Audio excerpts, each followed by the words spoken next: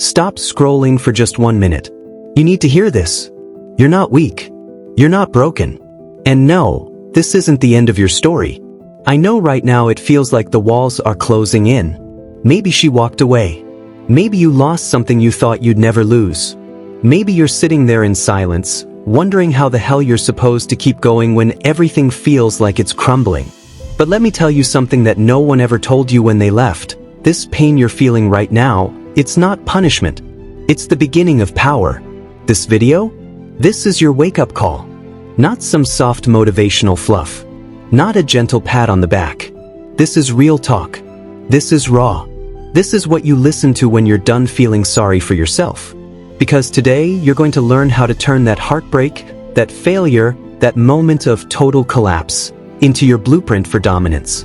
I'm going to walk you through exactly how to rise, how to rebuild, how to become the version of yourself that not even life dares to mess with. First, we're going to talk about what pain actually is, why it hurts, and what it's trying to teach you. Then, I'll break down why staying soft is your biggest enemy and how to flip that switch. Then we're diving into the power of obsession, how to aim it, how to weaponize it.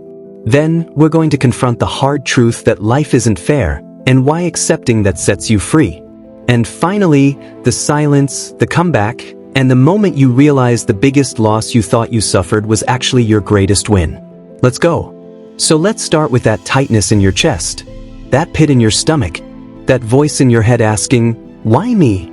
That's pain talking. And most people, they run from it. They numb it. They bury it under distractions, bad habits, fake smiles. But not you. You're going to sit with it. You're going to stare it down. Because pain doesn't show up to destroy you. It shows up to show you the truth. Pain is a spotlight. It shines on the cracks, on the soft spots, on the places where you were too trusting, too lazy, too dependent, too blind. It's not an enemy. It's a blueprint.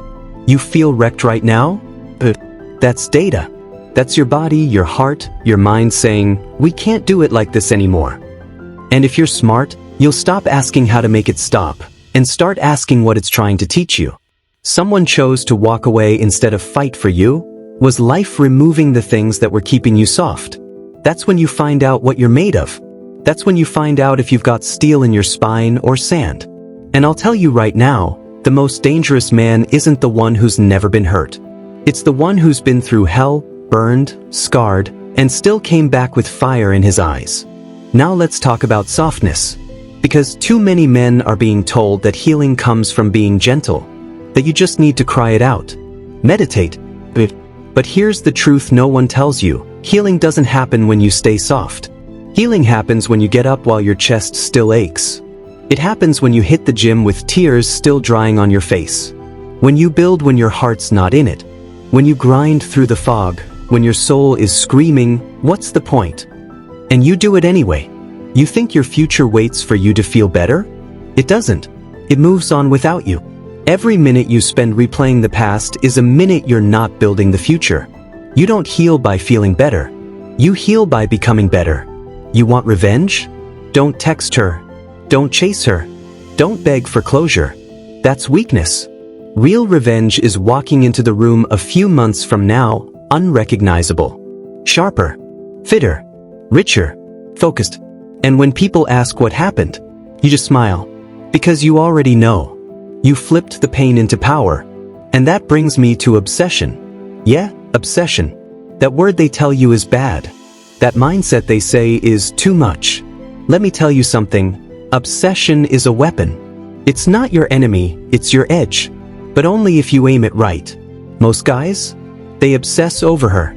They watch her stories, stalk her posts, wonder who she's talking to now. That's not obsession. That's self-destruction in disguise. Take that fire and aim it at yourself. Let it fuel your workouts, your business, your hustle. Let it drive you to become the man she couldn't even imagine. Stack your money. Sharpen your skills. Build your empire.